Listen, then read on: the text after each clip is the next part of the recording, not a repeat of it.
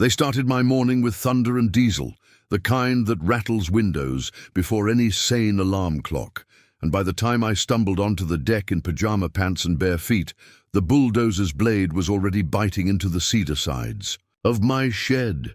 A chunk of wall flew off in two splintered arcs, one piece tumbling into wet grass, the other bouncing off the backhoe's bucket like a wooden cymbal.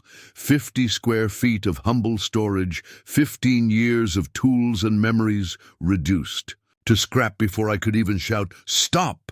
The foreman couldn't hear me over the idling machines. All I caught was the orange vest, the HOA logo stitched above his heart like an ironic bullseye, and a clipboard so thick with violation forms it could stop a .45 round. There was no knock, no courtesy call, no 30-day fix-it grace. Just a new bylaw that materialized in last night's email blast, excusing immediate removal of non-compliant auxiliary structures that obstruct line-of-sight amenity views. My cedar shed, they now claimed, clashed with the neighborhood's Mediterranean color palette and blocked the sightline from the 12th green of the River Ridge Golf Club to the Instagram-friendly sunset over the river. I kept yelling anyway. The crew kept bulldozing. Seconds later, the roof collapsed in a snow of cedar shakes. 90 seconds, and the shed my father and I had built in a single November weekend, over cheap beer and even cheaper jokes, was a broken ribcage. But the HOA had made one colossal mistake. They didn't know about the lockbox hidden beneath that shed floor, an antique ammunition case clawed from the ruins of my backyard's previous life as a Waidupu training ground, discovered when we first laid the footers. Inside it, I'd found a single brass key, heavy as a small promise, stamped RRGC MTGL01. The accompanying note, handwritten on brittle linen stationery, read, "River Ridge Golf Club, Maintenance Tunnel Gearlock, Emergency Access Only, Replace." After use. I'd done some digging over the years. In the 50s, the golf course installed an elaborate underground service tunnel beneath holes 12 through 14, part irrigation, part telecom, part Cold War civil defense curiosity. The tunnels were sealed in the 80s, official access padlocked, alarms disconnected, and memories shuffled into legend status. Except legends don't usually come with keys stamped in brass. I'd kept it secret, telling myself someday I'd slip down there for the thrill, or maybe leverage. But I hadn't found my reason until the cedar shed collapsed. When the machines finally cut their engines, the yard looked like an excavation site. Splintered boards, crushed paint cans, rusted rakes, a dead man's garage sale. The crew leader approached with a form for me to sign, acknowledgement of removal. I refused. He shrugged. "Talk to your HOA." He climbed into his pickup, tires spinning mud across my hydrangeas, and was gone. By midday, the River Ridge newsletter arrived with crisp photos of the safety compliance operation. My shed featured like a villain in a before and after montage. They wrote about visual continuity of community assets, unified color schemas, and the collaboration between the HOA and River Ridge Golf Club to protect property values. Property values, right. At sunset, while HOA President Darla Croft toasted herself on Facebook for swift beautification, I dug through the wreckage, prying up rotted floor planks until I reached bare dirt.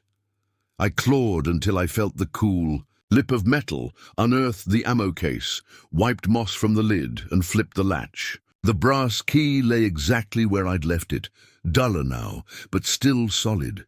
I waited for night, and the moon's first glint beyond the arborvitae wall that separated my modest property from the course's emerald fairway. At 11 p.m., I dressed. In dark canvas, packed a flashlight, crowbar, and apron of screwdrivers, then slipped through a gap in the cedars where the fence had sagged. The fairway stretched silver under lunar glow, dew pearls balanced on each blade, grass so pampered it made my patchy lawn feel like an insult. Sprinklers hiss-clicked in the distance. At the border of holes, 12 and 13, stood a utility shack, long disused, its door padlocked beneath faded warning signs. Authorized personnel only, high voltage. I'd seen this shanty from my upstairs window, but never ventured close. Tonight I circled until I found the lock plate. The brass key slid in with a metallic sigh and turned as though it remembered the motion. The door groaned open to reveal steep concrete steps spiraling into a dark throat. Of earth, the flashlight beam pierced decades of cobwebs and dust. The air smelled like wet limestone and stagnant iron. Each step squeaked but held. At the bottom, a corridor extended in both directions, left toward hole 12, right under 13, and beyond. As promised by the note, a gear-shaped steel door, gear lock. Urdwan waited rightward, bearing the same code etched in the key. This lock was mechanical, no alarms. It yielded with a slow spin. Beyond lay a brick chamber housing the irrigation mainframe for the entire back 9. In the corner sat a breaker wall with analog toggles. Every zone labelled by number, each zone serving fairways, greens, bunkers and cart paths. And above the toggles, a tag dated 1986, decommissioned legacy control.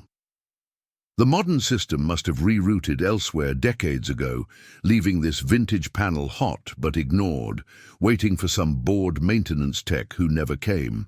I ran gloved fingers along, dusty enamel, and found zone Z97, fairway pumps 1214. A grease-black lever controlled main pressure. Below it, chalk scribble, manual purge, 20 mini max. I flipped the lever to purge and heard a distant thump, like a giant heart restarting.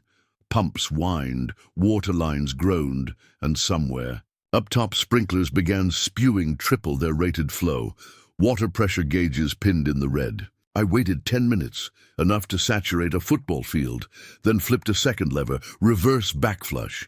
That sent water the wrong way through sand traps, agitating fine silt into the system. I closed valves until I heard pipes rattle within walls. Old joints surrendered with metallic pops. Upstairs, a geyser surely erupted. Satisfied, I shut down, reset levers halfway to look stuck, relocked gearlock 01, ascended the steps, and crossed the fairway like a ghost retreating into woods. By the time I slipped back into bed, I could hear distant shouting and see orange emergency work lights flicker on the course. Morning delivered schadenfreude with my newspaper. Headline above the fold. River Ridge Greens flooded infrastructure failure. Drone shots showed hole 13 half submerged in muddy water. Bunkers turned to koi ponds. Greens bubbled by underground bursts. Experts estimated hundreds of thousands. In turf rehabilitation and lost tournament revenue. The HOA scrambled. They'd banked on branding rights, world-class course, private views for homeowners. No green, no brand. Their email blast, normally smug, now sounded panicked. HOA. Lawyers suggested assessments to offset unanticipated partnership liabilities. Darlacroft called an emergency meeting to push through a special facilities repair levy. Residents raged. On forum threads, they tore into Darla. Why must we pay for a golf course meltdown? Did she sign undisclosed contracts? Who benefited? I fanned the flames anonymously, linking public documents that showed she and 2 board members received consultation fees from River Ridge's parent company. At the emergency meeting, Darla, hair helmet firmly in crisis mode, presented a slide deck of unavoidable costs. She asked for a $2,000 per household levy, effective immediately, payable within 30 days. Gasps. A veteran named Carl folded his arms and called it theft. A young mom named Jessa threatened a recall petition. I stood up last, calm, with pictures printed from an archived HOA newsletter boasting about partnership synergies with River Ridge. I asked Darla if she'd disclose her compensation from those synergies. Silence. Then I pulled out the charred cedar board I'd retrieved from my shed debris. I placed it on the table. You bulldozed this without notice, citing aesthetics. That eyesore concealed something important the course forgot: legacy water controls. Your reckless action exposed them. I wonder if your insurance will cover it, Darla stammered. Resident phones recorded. I added one more slide, the maintenance tunnel blueprint I'd scanned from an old county file, complete with location of Gearlock 01. It was public domain, so no one could accuse me of hacking. I let implication hang. The HOA damaged property that led to catastrophic failure. Within 72 hours, Darla resigned, citing stress. The levy proposal collapsed, and a temporary committee took charge. River Ridge's board tried blame shifting, but their contract with the HOA proved one-sided. The course bore maintenance for all infrastructure. Insurance adjusters demanded cause. River Ridge's own security footage captured HOA bulldozers working too close to buried pipes. Their attorney cut a check so big rumors said the ink was still wet when the CEO was fired. The golf course shut the back nine for 6 months. Championship bookings dried up, revenue plunged. To rebuild community goodwill and keep membership from fleeing, they unveiled a public access pilot. From dusk to dawn, the cart paths along holes 12 to 14 opened to neighborhood walkers and cyclists. They funded new benches where the cedar shed once stood, planted wildflowers, erected a plaque, Community Greenway, a gift to the people of River Ridge. Neighbors used it nightly, pushing strollers where golfers once lined up tee shots. Property values didn't plummet, if anything. Zillow said they ticked up for walkability. The new HOA board drafted bylaws requiring 90-day notice and 75% resident approval before any structure removal. They paid me a settlement for the shed. I built a greenhouse instead, cedar again, but this time HOA-approved color, Tuscan dawn.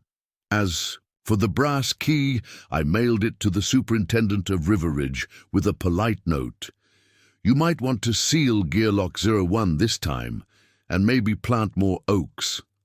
I never signed my name. Some nights, I walk the greenway, greenhouse lights glowing, warm behind me, and I pass the spot where the shed stood. The grass hasn't fully filled the scar. It's a reminder small things, keys, sheds, forgotten bylaws, can open tunnels. And tunnels, they can rupture pipes, bankroll change, and shift who owns sunset views. All because someone counted aesthetics more valuable than respect.